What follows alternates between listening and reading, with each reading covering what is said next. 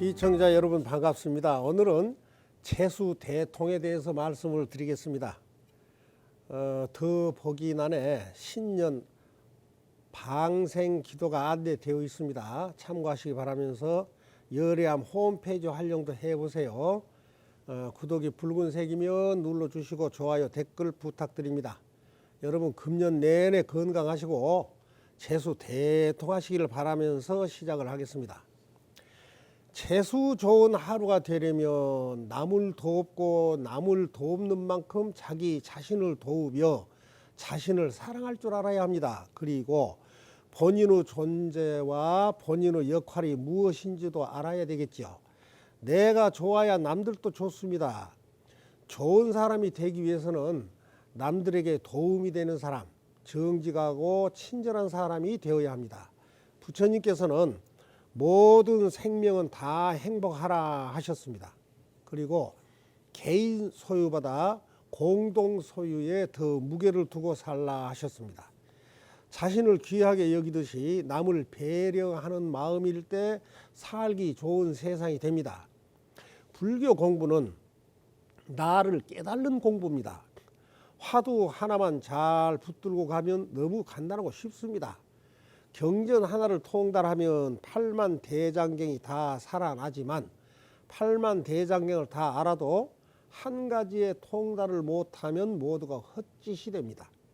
부처님은 좋은 친구를 두라 하셨습니다. 선한 친구가 도의 전부라고 하셨습니다. 옳은 것을 실천하고 은덕을 베푸는 것은 쉬운 일이 아닙니다. 사람들이 평소에 주고받는 대화는 신문, 방송, 책이나 남들과 나눈 대화 내용들을 인용하면서 이런저런 자기 주장을 내세우고 있기 때문에 좋은 친구가 필요한 것입니다. 성공적인 인생을 살고자 하면 마음속에 이상적인 사람, 닮고 싶은 사람을 품고 있어야 합니다. 그분의 이상적인 자세와 언행의 요소들을 꼭 빼닮고자 노력을 하며 남에게 도움을 줄 때는 무언가 대가를 바라거나 이미지 관리를 위해서 돕지 말고 진심으로 도와줘야 합니다. 외면의 친절함보다는 진심에서 우러나는 내면의 친절이 더 중요합니다. 모든 사람에게 불성의 씨앗이 있죠. 그 씨앗을 틔우는 건 우리들 몫입니다. 남들과 비교하지 말아야 합니다. 남들은 나보다 더 좋은 환경에서 자랄 수도 있었겠지만 어쩌면 더 많은 사람들이 나보다 훨씬 어려운 환경에서 자랐다는 사실도 잊지 말아야 합니다. 자신을 남들과 비교하면서 한탄하는 것은 시간 낭비요 에너지 낭비입니다. 매 순간 내적 성장을 이루어 나갑시다.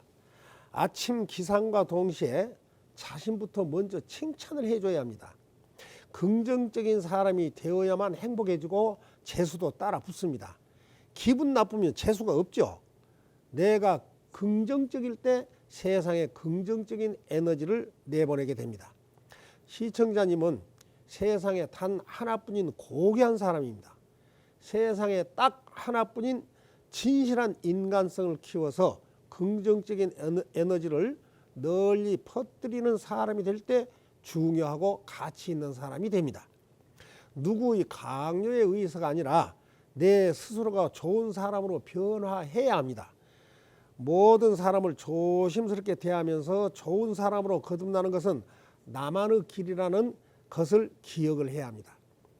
재수 좋은 사람이 되려면 먼저 자신이 기분 좋은 사람이 되어서 남들의 어려움을 바로 볼 수가 있어야 합니다. 우리는 한 사람이라도 더 행복으로 이끌어서 이 세상을 평화롭게 해야 합니다. 그래서 청정한 마음으로 거룩한 부처님과 거룩한 가르침과 거룩한 스님들께 귀의하도록 이끌어주고 계율을 지키며 살아가야 합니다. 그것이 부처님 법대로 사는 수행이고 성불의 길입니다. 부처님이 우리에게 제일 먼저 주신 말씀은 전법하라입니다. 전법이 없는 불교는 죽어가는 불교죠. 전법을 하려면 내가 먼저 부처님을 닮아야 합니다. 부처님을 닮으면 재수가 대통합니다. 부처님은 화내는 날이나 재수 없는 날이 없었죠. 기도를 통해서나 좌선을 통해서 호흡을 통해서 방법은 다양하지만 부처의 길로 향하는 그 마음은 똑같습니다. 전법을 할 때 상대의 생각은 나와 다르다는 점도 명심을 해야 합니다. 내가 먼저 잘 배워서 자신을 이롭게 하고 다른 사람을 깨우쳐 주는 사람이 부처입니다. 자신이 제일 소중하니까 항상 스스로 부지런히 배워서 다른 사람에게 전법하는 것을 즐기는 사람은 자비롭고 지혜롭습니다. 스스로 배워서 먼저 자신을 올바르게 한 후에 남을 바르고 이롭게 이끌어 줘야 합니다. 자신이 이롭지 못하면 어찌 남을 이롭게 하겠습니까? 동정심과 자비심은 다르죠. 자비심에는 지혜가 있지만 동정심에는 지혜가 없습니다. 옛 선인들은 일일호일, 월월 선명월, 년년 대호년이라 하였습니다. 바르고 참답게 사는 하루하루가 모여서 한 달 한 달이 더 좋은 달이 되고 그 좋은 한 달 한 달이 모여서 더 좋은 한 해가 되죠. 그래서 하루를 잘 사는 것이 한 해를 잘 사는 것이고 나아가서 평생을 바르게 잘 사는 것입니다. 오늘 하루는 절대로 화를 내지 말고 기분 좋게 보내셔야 평생 재수가 대통을 합니다. 하루가 꼬이면 날마다 꼬이고 하루가 재수 대통하면 날마다 재수 대통하는 날이 됩니다. 현생의 모든 중생들은 서로 연결이 되어 있기 때문에 나의 조상이고 친척일 수가 있습니다. 이들에게 베풀면 무진 중생이 평화로워집니다. 머릿속에 부처님을 떠올리고 귀로 설법을 듣고 입으로 기도 염불 독경을 하고 손으로 사경을 하면서 살아가야 합니다.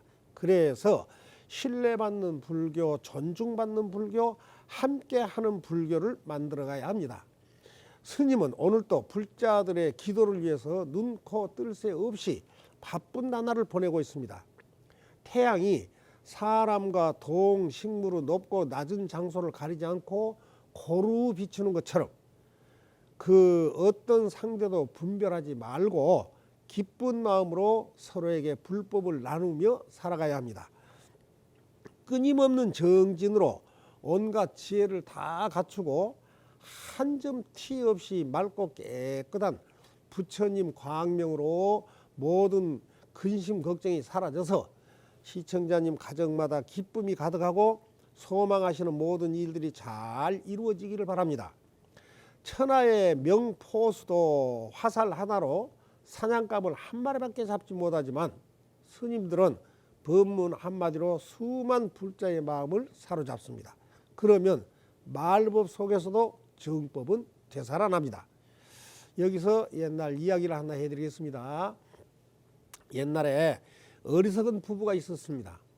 이 어리석은 부부는 떡을 3개를 나놓고 각자 1개씩 먹고 나니까 하나가 남았습니다. 부부는 남은 떡 하나를 끝까지 말을 하지 않는 사람이 먹기로 약속을 합니다. 그들은 떡 하나를 더 먹기 위해서 입을 꼭 다물고 있었습니다. 그때 집에 도둑이 침입을 합니다. 재물을 훔치기 시작을 합니다. 그러나 부부는 떡 하나를 더 먹기 위해서 도둑이 재물을 훔치는 걸 보고도 입을 열지는 않았습니다. 그러자 이번에는 도둑이 남편 앞에서 부인을 겁탈을 시도합니다. 그러나 남편은 눈 하나 꿈쩍하지 않습니다. 결국 부인이 도둑이야 하고 외치자 도둑은 물러갑니다. 부인이 남편에게 당신은 떡 하나 때문에 도둑을 보고도 말 한마디 하지 않느냐고 항의를 하자 남편은 손뼉을 치고 깔깔대면서 여보, 이제 이 떡은 내 떡이요. 나는 당신하고 절대 나눠 먹지 않을 것이요 하더라는 것입니다. 이들 부부처럼 사소하고 작은 일에 목숨 걸지 말고 더 크고 중요한 눈에 보이지 않는 일에 눈을 더 크게 뜨고 살아야 합니다. 떡 하나에 눈이 멀어서 도둑이 집안의 재물을 훔치고 아내가 겁탈당할 위험 상황에서도 그 떡 하나를 더 차지하고자 한 그 남편처럼 어리석음의 욕망에 빠지지 말자는 것입니다. 탐욕에 의한 행복은 허상입니다. 자신을 망각하는 자는 바보입니다. 오늘 내가 지은 업은 훗날 내 스스로 받습니다. 선행은 자신을 매우 편안하게 하지만 어리석음은 자신을 매우 어렵게 만듭니다. 이 이야기는 매우 귀하고도 소중한 법문입니다. 또 법화경 신해품에 부잣집 아들이 어렸을 적에 가출을 하게 되지요. 그래서 거지로 돌아다니다가